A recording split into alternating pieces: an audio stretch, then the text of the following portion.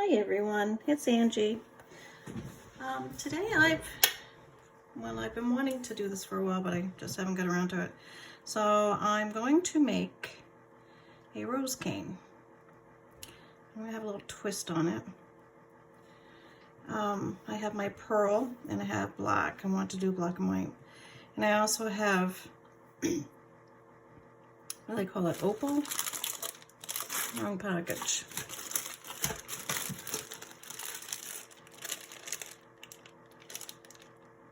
Yeah, opal.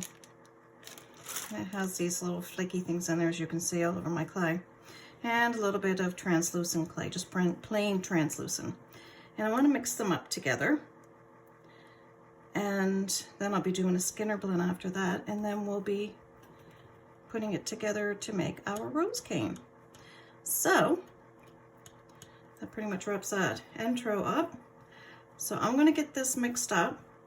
And when it's all mixed up, I'll come back. And here we are, with everything all mixed up nice. Now you can see the opal flakes in here really well. And I don't know if I mentioned, but it is Primo, and opal is a translucent clay as well as translucent, except this one has the opal flakes in it. Now you probably can't see it in this one where it's so light, but it's in there. So I got some black on it. So I'm just going to roll it up in a ball and make a teardrop.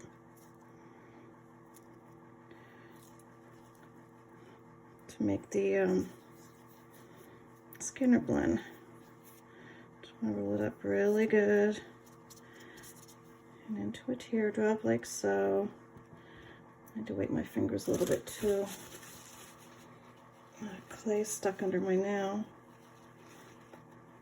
It's a rather annoying feeling. Alright, so there, and then I'm going to do the same with this one. Still have clay all over me.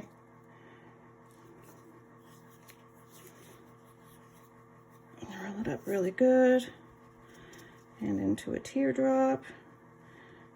And push it down the opposite way, like so. I hope I have enough pearl in here, because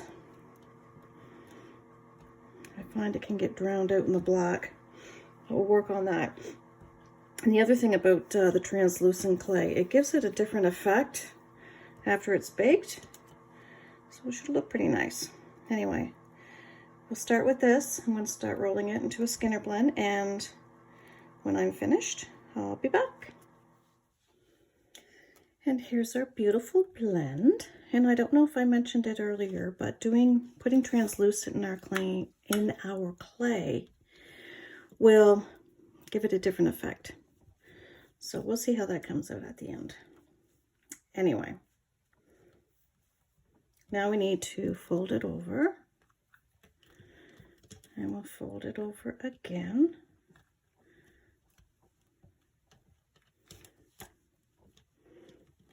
I'm going to push it going out to the edges to get the air out.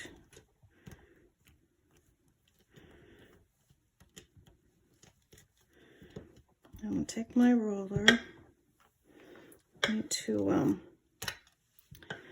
thin it out some before I put it in my pasta machine to make it longer, so we need to fan fold this, and I don't want to stress my pasta machine out by doing that.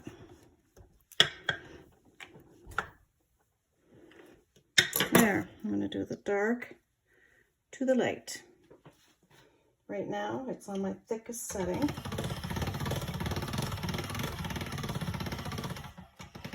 Now I'll take it down to my third, which is one being my thinnest.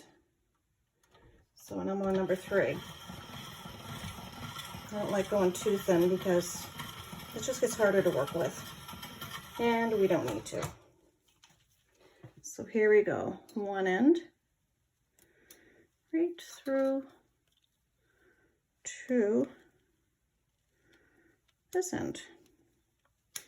Well, I can't hang on to it. So now we're going to do the fan fold, which is simply folding it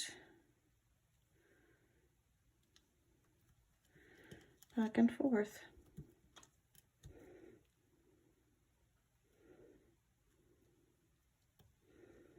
And then back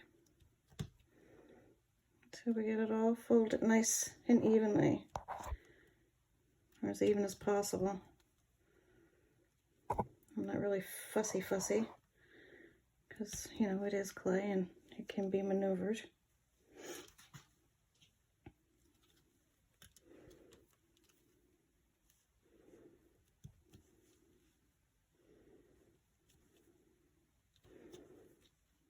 Just like this.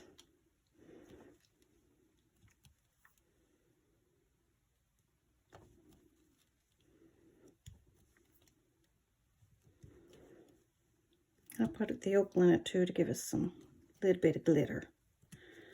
Hopefully it'll look okay. I'm sure it will.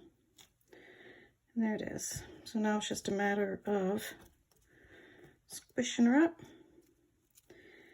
And now we're going to reduce this so into a rectangle this way. So I'll pause you, and when I get it all stretched out, I'll be back. And here we are. So now we will reduce this. And again, starting in the middle. Ignore the fly that keeps buzzing by here. That's what I'm trying to do. Start in the middle. Just go around, make sure you get all that air out, and then work your way up to the end. And turn it around. This is a very important part too when doing any reducing, because you got to get that air out, and you need to take your time because you don't want to distort it. So just take your time, work that air out, and keep going.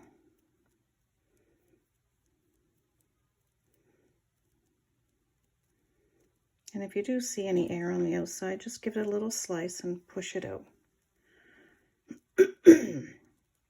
Excuse me.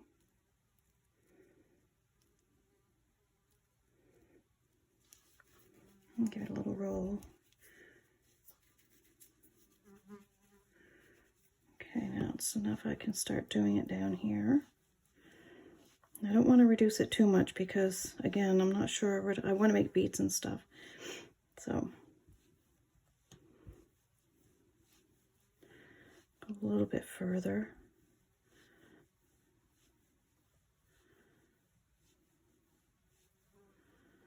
There, now let's cut this.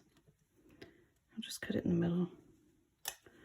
It's going to be soft, so it's not going to give the best cut. You can sort of see what it's going to look like. So what I'm going to do is just cut a couple pieces, and then I'll bake it in the oven, and when they're finished, I'll come back and show you. Okay, they're out of the oven, and oops, I'm dropping them everywhere. I did put a coat of Varathane on them. I don't find the lighting all the best right now for some reason. I'll turn this on and see what it does. No, not much. Hopefully you can see how it's shiny and glittery. Try on the back.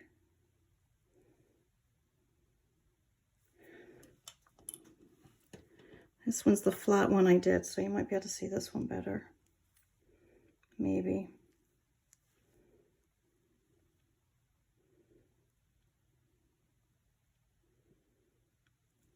They're really pretty.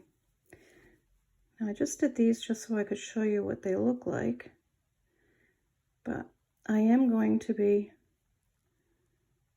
making some beads with them. What style I'm going to do or shape size, I'm not positive yet, but I'm definitely going to be doing beads with these. And it's really pretty. I really like how it came out. Set them in my hand together so you can see them. Well, if I get in camera shot, you might be able to see them. Just don't feel the lighting is really doing it justice right at this moment. But then it could be my eyes. But there you go. That's how they turned out. Can't hang on to anything today for some reason. But I'm quite impressed with them. I like how they came out. So that's it for this tutorial. Thank you for watching, and you have a great day. Bye.